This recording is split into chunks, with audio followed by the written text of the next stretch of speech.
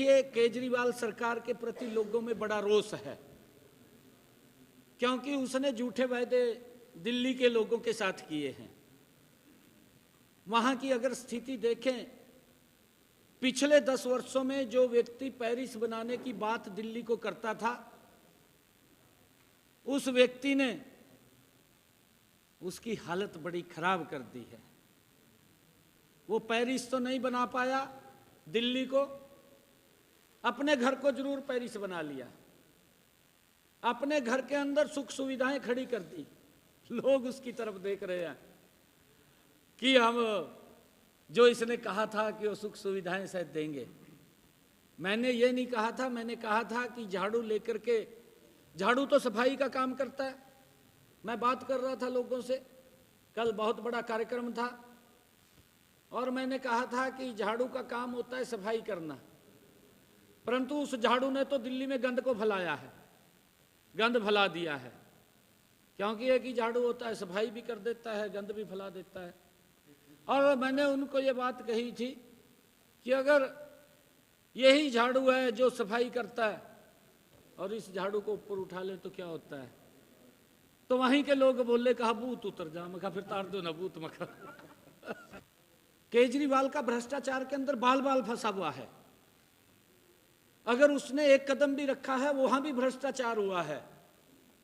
उसने गरीब लोगों के सपनों को तोड़ने का काम किया, उनको कुचलने का काम किया। मैं तो ये मानता हूं कि केजरीवाल ने अपने सपने तो पूरे कर लिए हैं, परंतु जिन लोगों को सपने दिखाए थे, उन लोगों के सपने चकनाचूर किए हैं। ये दुर्भाग्यपूर्ण है और लोगों के अंदर यही बड़ा रोष है, दिल्ली की जनता में रोष है। और वो रोष के अंदर 5 तारीख को जब 8 को रिजल्ट आएगा, मुझे नहीं लगता इसकी कोई सीट आएगी।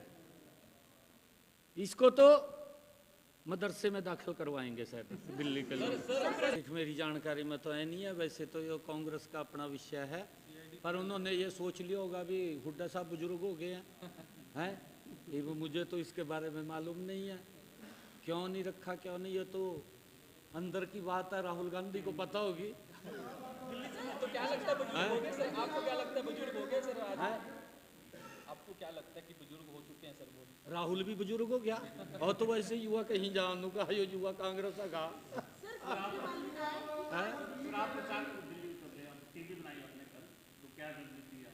क्या नहीं, हमारे हरियाणा के प्रमुख कार्यकर्ता दिल्ली में लगे हुए हैं। 32 सीटें हमारे हरियाणा के अंदर हरियाणा के कार्यकर्ताओं को दी गई है। हमारी जिम्मेवारी है। हमने दिल्ली के लोगों से आह्वान भी किया है कि भाई इससे पंडा छटवाओ। ये आम आदमी नहीं, ये आपदा है, ये आप नहीं है, ये आपदा है। और आपदा के कारण लोग इस बात की चर्चा करते हैं। जब मैं जाता हूं, कहा जी हमने तो कहा ये समझ करके वोट दिया था, कहा यो पोल के ऊपर चढ़ गया था, तार काट दी, कहा भाई भाई तो बड़ा ईमानदार आदमी है, कहा अब इसको जतवा दिया, कहा हमने तो पता लगा, कहा जब तुम्हारे घर हम अभी लाएंगे, कहा और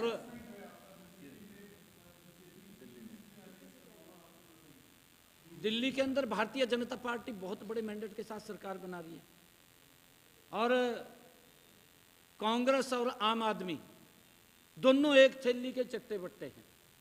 देखिए, आम आदमी दिल्ली को गाली देता था, मंचों पे खड़ा होकर के बोलता था केजरीवाल, और आज क्या स्थिति है?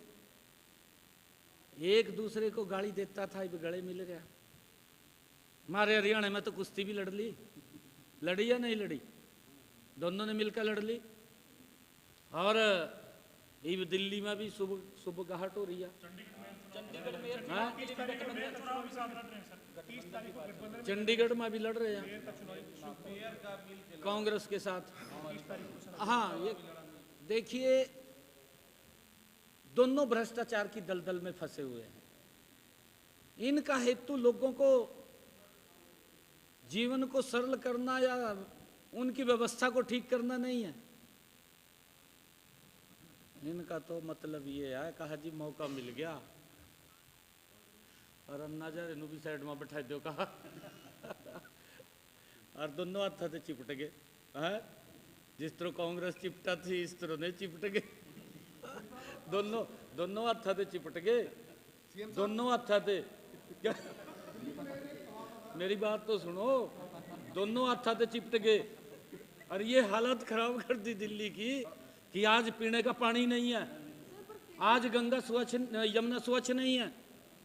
जो व्यक्ति ये बात बोलता था, कसम खाई थी यमुना माता की, यमुना माता की कसम खाई थी, कहा मैं 5 साल में स्वच्छ करूंगा।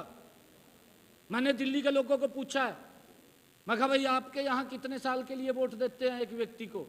कहा जी 5 साल के लिए देते हैं। मैं कहा फिर आपने तो 10 साल के लिए दे दिया, 10 साल में भी मखा ये गंगा को यमुना को स्वच्छ नहीं कर पाया। और 10 साल के अंदर भी ये बात बोलता था कि मैं फ्री पानी दूंगा और स्वच्छ जल दूंगा। आज भी जा करके आप कैमरे से उस माता की रसोई के अंदर झांक करके देखिए जहां वो गंदा पानी पीने को मजबूर हो रही है। और मैंने ये बताया, मैंने उनको बताया, मैं कहा 2014 के अंदर दिल्ली की हमारी माताएं बैठी थी, मैंने उनको कहा कि आप भी जानती होंगी आपसे 30 किलोमीटर 35 किलोमीटर दूरी पे मखा हरियाणा शुरू हो जाता है। कल मैंने कहा कि अगर आपने देखा होगा हमारे यहाँ भी 2014 से पहले, क्योंकि कांग्रेस का शासन था, हमारी माताओं बहनों को पीने का पानी घर में लाने के लिए 2 किलोमीटर तक सर के ऊपर मटका रख करके लाना पड़ता था।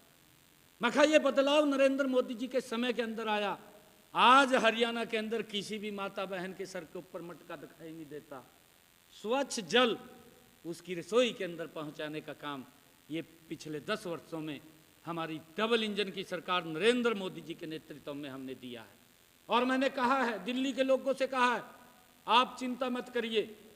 हमने वहां के अधिकारियों को, मैं मंच के ऊपर खड़ा था, उनको भी सचेत किया कि 8 तारीख के बाद भारतीय जनता पार्टी की सरकार बनेगी और मेरी माता की रसोई के अंदर दिल्ली में स्वच्छ पानी पहुंचेगा। ये हमारी सरकार की जिम्मेवारी है।